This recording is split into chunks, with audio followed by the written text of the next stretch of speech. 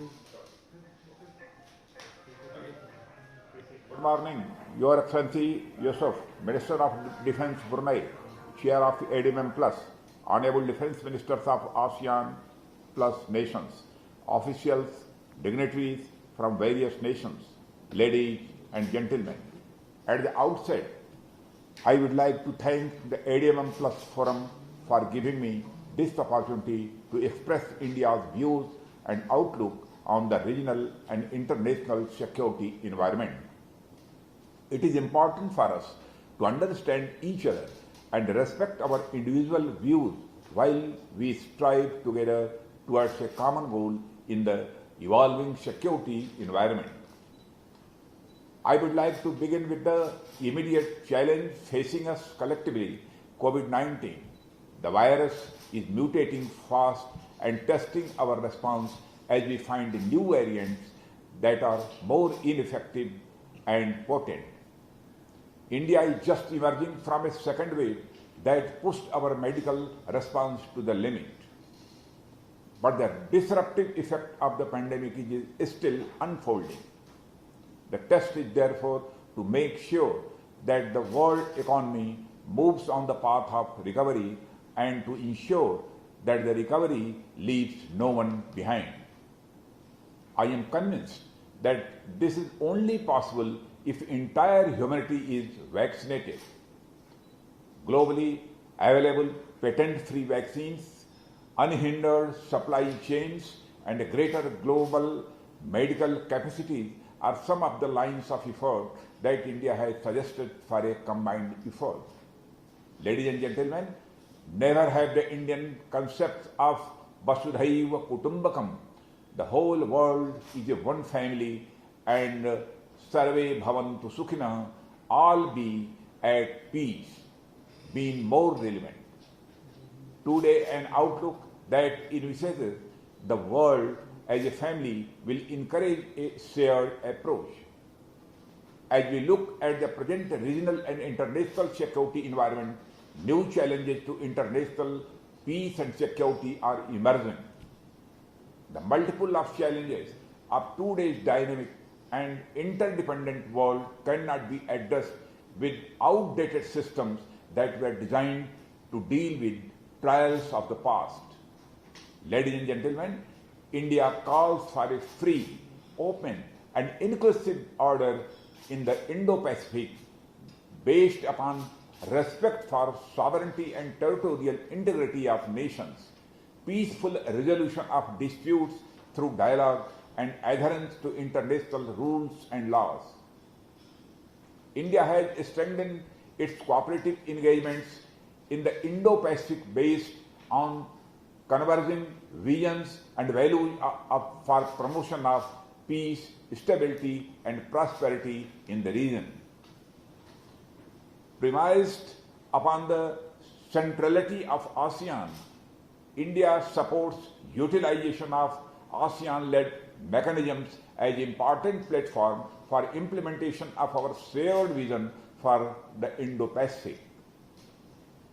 Ladies and gentlemen, India's engagement with the Southeast Asian region, of which ASEAN has been a primary component, is based on its Act East policy announced by Honorable Prime Minister Narendra Modi in November 2014. Key elements of this policy are to promote economic cooperation, cultural ties, and develop strategic relationships with countries in the Indo-Pacific region through continuous engagement at bilateral, regional, and multilateral levels. Maritime security challenges are another area of concern to India. The sea lanes of communication are critical for peace, stability, prosperity, and development of the Indo-Pacific region. In this regard, developments in the South China Sea have attracted attention in the region and beyond. India supports freedom of navigation, overflight, and unimpeded commerce in the international waterways. India hopes that the Code of Conduct negotiations will lead to outcomes that are in keeping with international law, including the UNCLOS, and do not prejudice the legitimate rights and interests of the nations that are not party to these discussions. Brothers and sisters, terrorism and radicalization are the gravest threats to peace and security that the world is facing today. India shares global concerns about terrorism and believes that in an era when networking amongst the terrorists is reaching alarming proportions, only through collective cooperation can the terror organizations and their networks be fully disrupted, the perpetrators identified and held accountable, and strong measures be undertaken against those who encourage, support, and finance terrorism and provide a sanctuary to terrorists. As a member of the Financial Action Task Force, India remains committed to combat financing of terrorism.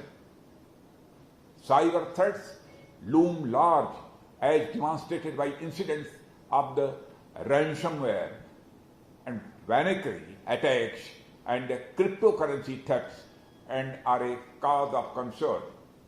A multi-stakeholders approach guided by democratic values with a governance structure that is open and inclusive and a secure, open and stable internet with due respect to sovereignty of countries would drive the future of cyberspace.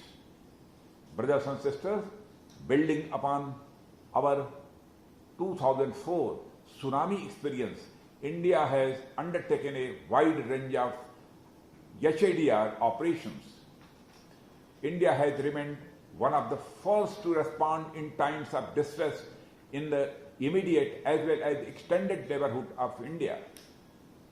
As a founding member of the heads of Asian Coast Guard agencies meeting, India seeks to enhance capacity building through collaboration in the areas of maritime, search and rescue. India shares a deep connect with ASEAN and has continued its active engagement in many areas contributing to regional peace and stability, particularly through ASEAN-led mechanisms such as East Asia Summit, ASEAN Regional Forum and ADMM Plus.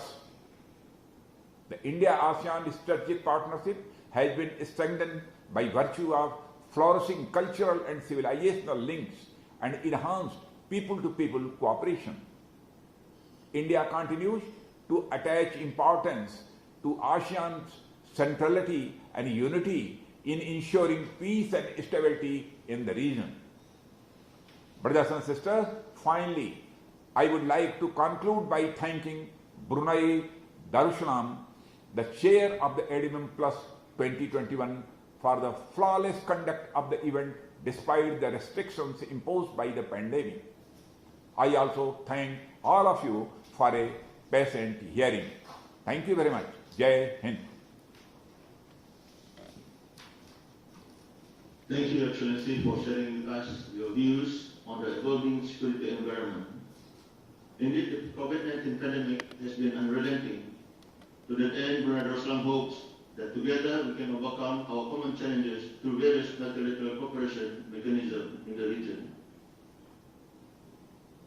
Now I'd like to invite His Excellency General Prabowo Subianto, Minister of Defense, for your remarks. Thank you very much, Mr. Chairman. I would also like to commend Brunei Darussalam in organizing